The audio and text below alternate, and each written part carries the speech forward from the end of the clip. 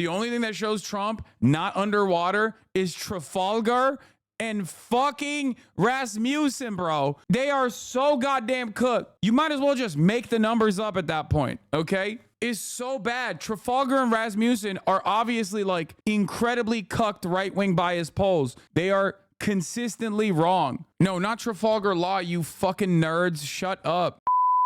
Anyway, let's get to the DNC boys, girls, MBs, 2024 DNC, Obama, Biden, Clintons. Why? Why is the Democratic Party doing this? Why? Bro, bring Jesse Ventura up there. Bring Megan Thee Stallion up there to fucking twerk. What the fuck? The Republicans cannot have a more fun convention than the Democrats. The Democrats literally own Hollywood, bro. What the fuck? You got Clinton? You got the Clintons. Not just Hillary, but Bill too? It's like we want both of Jeffrey Epstein's friends on there. Not just one, but both of them. Fucking goddamn it, dude. Stay of the race. NBC senior Washington correspondent Hallie Jackson's here. Hallie, good morning. So they finished off the Battleground tour, the first rollout of Harris Walls.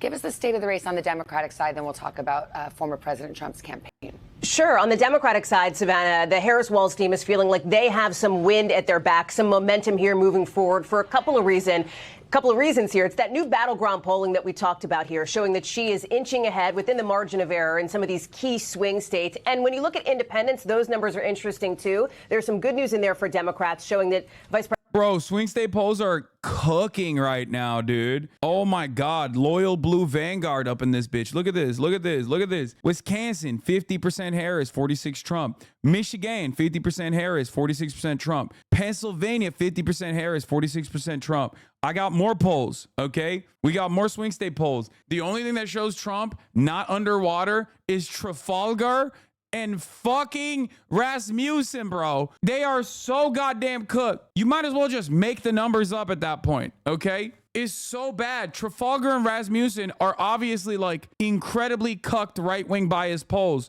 They are consistently wrong. No, not Trafalgar Law, you fucking nerds. Shut up. Even the Trafalgar poll was terrible for Trump. I mean, Trafalgar is also like right boosted. But yeah, Wisconsin showing Harris up 9 points on the Bullfish Group independent swing states poll. 9 points. Michigan showing Harris up +5, 48 to 43. Obviously, that is not great, in my opinion, for Harris.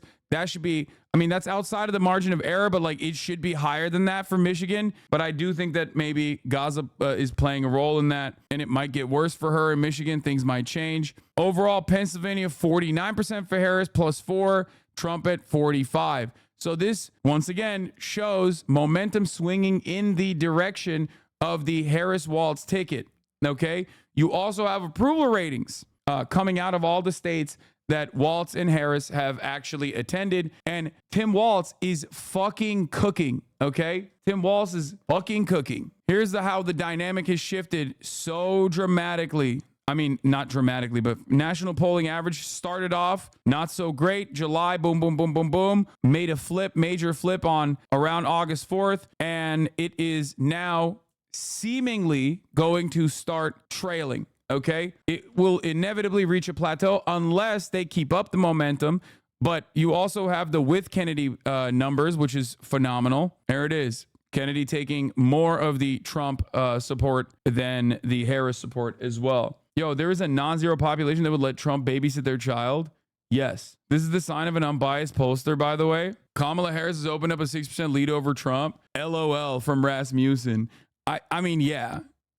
It's a shame Walz is too old to ever run for presidency after Kamala. I mean, who knows? But anyway, whatever. Dude, fuck these polls. We all know it's fake. Yeah, yesterday I spent a lot of... Wait, what?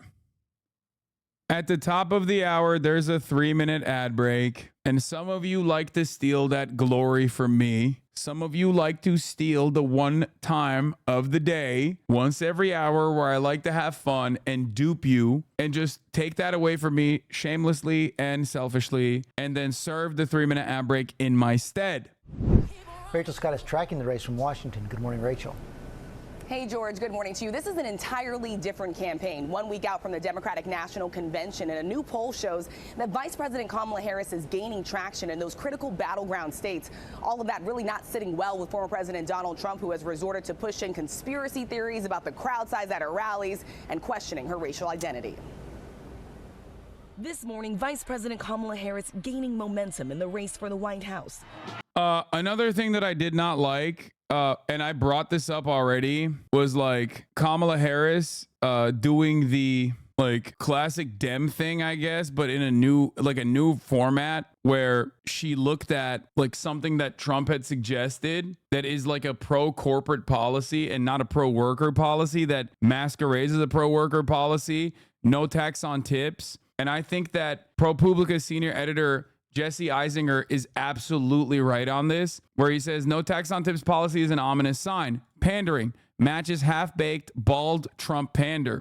Regressive. Most tip workers don't pay income tax and get EITC.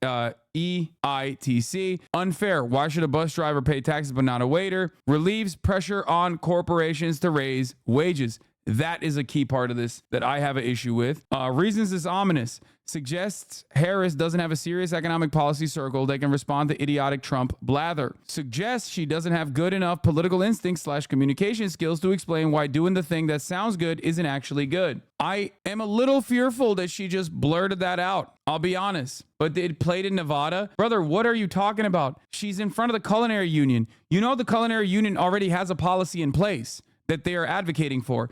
It's called abolishing sub-minimum wage. That's it. You don't have one guy on your team in your immediate orbit that could have communicated that to you. The union workers there already have a policy that they are advocating for. It is the abolition of sub-minimum wage. Americans on the consumer front fucking hates the tipping culture, right? And there's a nefarious reason as to why tipping culture is bad for the workers as well. And a lot of people, I think, don't realize that. It is a very effective, I would say, cowardly way to make it seem as though you are trying to appear pro-worker while simultaneously not appearing pro-worker at all or being pro-corporate. The biggest problem for service workers right now is the reality that they have to rely on the gratuitous nature of the customer in order to fucking survive. And the way in which the tipping structure is designed in the United States of America allows corporations, allows restaurants to offer what is known as sub-minimum wage because the tips make up for it. Right? As in, you get paid sub-minimum wage at like $2.35 an hour, and then the rest of it is being made up with tips anyway. So your bosses, the restaurant doesn't have to give you like an honest, livable wage. They don't have to offer you an honest, livable wage. It's crazy. Anyway, let's continue. Wrapping up her first major campaign blitz with her new running mate, Governor Tim Walz. A New York Times Siena poll shows Harris has a 4-point edge on Donald Trump in Wisconsin, Pennsylvania, and Michigan, within the margin of error. And enthusiasm for the Democratic ticket has skyrocketed since President Biden dropped out of the race. Walz addressing a crowd of 15,000 in Phoenix. Trump has long boasted about the size of his rallies, just days ago claiming, "Nobody has spoken to crowds bigger than me." And now the former president pushing conspiracy theories on social media that Harris used artificial intelligence or AI to create images of fake crowds, falsely claiming there was nobody there.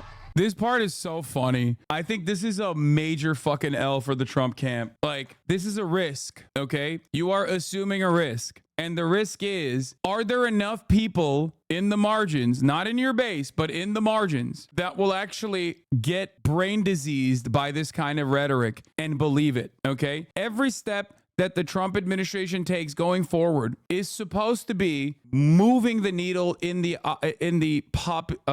opposite direction. They've already maxed out on name recognition. Most people have already decided, they've made up their minds about Trump. They had also made up their minds about Biden as well. But now with the Kamala Harris Walz ticket, that's an entirely different ticket. So they stand to gain a lot from people in the margins.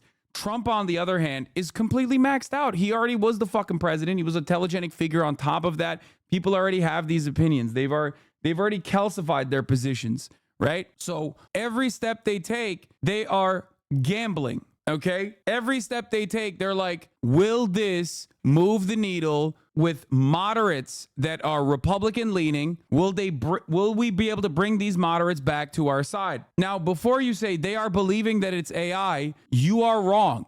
The people that look at that crowd and go, oh, that's AI, are already Trump supporters. I'm sorry, man. You're out of your fucking mind, okay? You're not thinking about like old people that are not spending all their goddamn time on Twitter. You're spending all your goddamn time on Twitter. You're spending all your goddamn time on Twitch.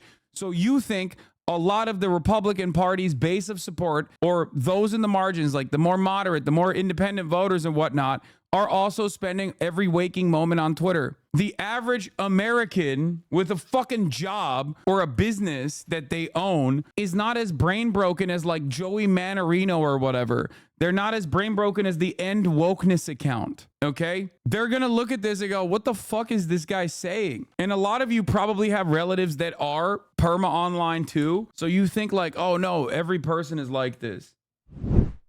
And communication strategist Frank Luntz just held a focus group. Watch this. How many of you were supporting Joe Biden 14 days ago? Raise your hands. None of you. How many of you, if the election were held today, would vote for the Democratic nominee, Kamala Harris? I would. Okay, that's all of you. None of you to all of you. And Frank Luntz is with us now. Frank, thank you so much for being with us. Let me just ask you, if the election were held today, who would win? She would win. And I want to emphasize, it's not just about momentum. It's also about passion. It's about commitment. And Harris voters are even more eager to vote for her than Donald Trump voters are to him. The key moment here is going to be the debates when Harris and Trump stand side by side and give the alternative points of view. I still think he has a reasonable chance of winning. Oh, sure. Because in the end, the issue agenda favors him, but not if you're so angry that you've stopped reflecting the people you're trying to reach. He's cooked, bro. He's fucking cooked. The only thing that can save him right now is Israel. Israel going into fucking full-blown war, and then Iran torching fucking Saudi oil refineries, which puts the entire globe into a panic, which increases prices instantly. Obviously our supply chains are super efficient. So like a minor mishap can lead to catastrophic results in prices. A major mishap like that will lead to massively consequential economic problems. With the exception of Israel, like torching the global economy by behaving like the mad lads that they are, it's pretty fucking cooked for Trump.